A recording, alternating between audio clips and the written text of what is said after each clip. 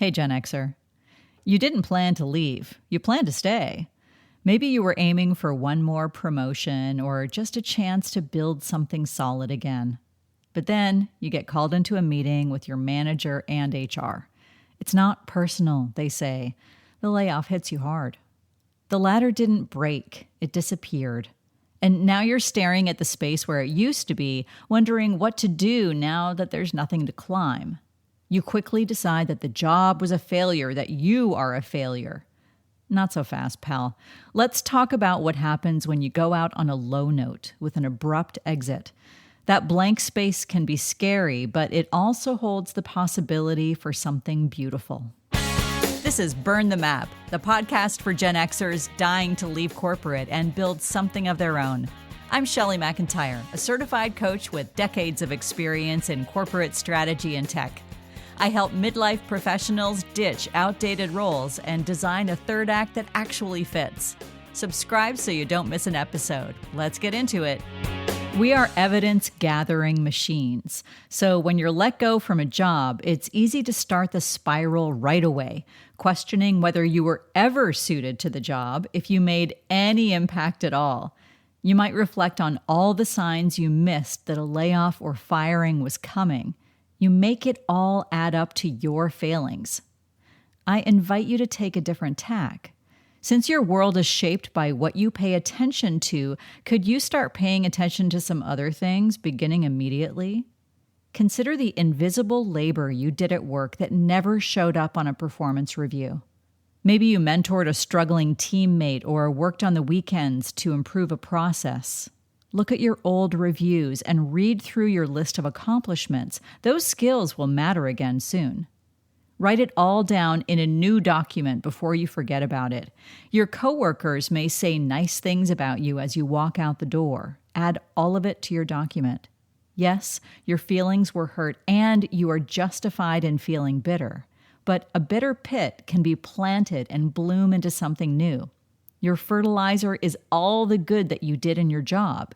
Getting fired doesn't take that away. Also, other people are involved here. You are not a single-player game. Remember how in love you were with your ex?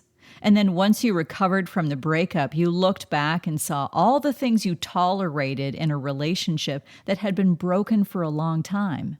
It can be like that with work, too. Let's take a step back and look at what you're leaving. Even if it wasn't your choice, it's highly possible you just escaped a broken system that nothing, not even you, could fix. The CEO refuses to hear bad news. 2 VPs compete with each other and use their teams as pawns. Or you spent way too much time editing dumb spreadsheets. Did you really want to be the driver of the clown car? As a Gen Xer, you might have been in a weird spot, stuck mid-ladder. You carried the load of the culture, but were excluded from strategic decisions at the top. You watched leaders fumble, leaders who often had less experience than you do. Maybe this can let you stop blaming yourself for getting the boot. You didn't need to be more resilient or less sensitive. The system was flawed. Once you see the clown car for what it is, it's okay to walk and not look back. Leaving might be your first chance in years to welcome back the rest of who you are. The goofball or the creative one. You've been made of more this whole time. The freedom you'll experience comes with a small warning. The box that your company had you in felt confining, but it was familiar. Life on the outside may look cold and lonely, and finding a new box doesn't seem like such a bad idea. So it's normal to feel sad or confused when all aspects of you finally have room to stretch. You're slowly stitching yourself back together after years of compartmentalization. This is more than a career transition. It's an emotional reunion with your full self. And listen, other people are going through this too. When you set aside any lingering shame or guilt and actually talk to colleagues and acquaintances who also experienced a layoff, you'll discover that you're part of a big new club of people who understand. Connect with them. One thing I hear from clients is that they regret not living up to their potential, but potential is a trap. It implies a vision for your life set by someone who doesn't even fully know you. It's critique masked as encouragement. It's time to make peace with what you've accomplished and who you've become. You can't go back and make different choices. You can only move forward from right now. If potential is hanging around your neck, try this. Write it a breakup letter. Tell it off for pressuring you. Thank it for getting you this far. Then let your potential know that you'll take it from here. Say goodbye and trash the letter. That helps clear the slate for a new phase. How can you develop the confidence that you'll figure out the next thing when you're still battling the belief that you just messed up the last thing? First, know that the skills you built are portable. They will travel with you and can be remixed into a variety of new ventures. Consulting, entrepreneurship, fractional work, and new roles outside your current industry. If you're ready to ditch corporate altogether and open a dog grooming business, your skills will show up there too. If you're feeling stuck, it's because you haven't met the version of you who will lead this next chapter. That version will emerge once the conditions are right, like a sea monkey but with a brain.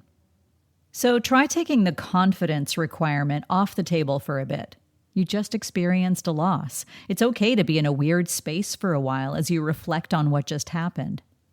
The new you will emerge through action, not overthinking. So even if you're feeling fuzzy or agitated, it's a great time for tiny experiments. The more you move, the more your curiosity and confidence will reawaken. The new you is waiting to be called upon. A sudden exit from your corporate job can mess with your sense of identity and self-worth. It can evoke a swirl of conflicting feelings, from relief to shame to anger.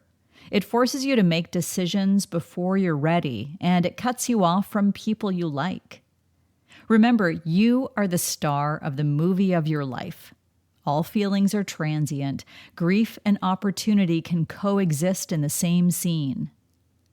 When I helped clients navigate major losses, I asked them to consider 3 key questions. You can try this too. For each question, write down as many answers as you can come up with before you move to the next one. What's lost? What's left? What's possible? You may be surprised by how many answers you find and the possibilities that lie ahead for you. Let yourself cast a wide net here. You could be reclaiming aspects of your health and relationships as well as work opportunities. Clarity will come naturally as the result of time and experimentation. The clues you find as you recover from your abrupt exit will be the seeds of your next chapter. Let your frustration be fuel, and stay connected to others who are going through the same thing. Getting fired or laid off might feel like unfair personal rejection, but it's more like being collateral damage of an imperfect system designed to optimize a bunch of arbitrary metrics that are out of your control. If you can unhook your self-worth from the exit, you'll discover all the ingredients you need to create something new. You already have the tools to reframe failure as release, as opportunity. The ladder was always an illusion anyway. You can stop climbing and start creating. Burn the map. Build what fits. Thanks for listening to Burn the Map. Gen Xer, you already have what you need to build a life that feels like yours. Want more tools and insights? Head to burnthemapcoaching.com. And if this episode sparked something, send it to a friend. It might be exactly what they need to hear.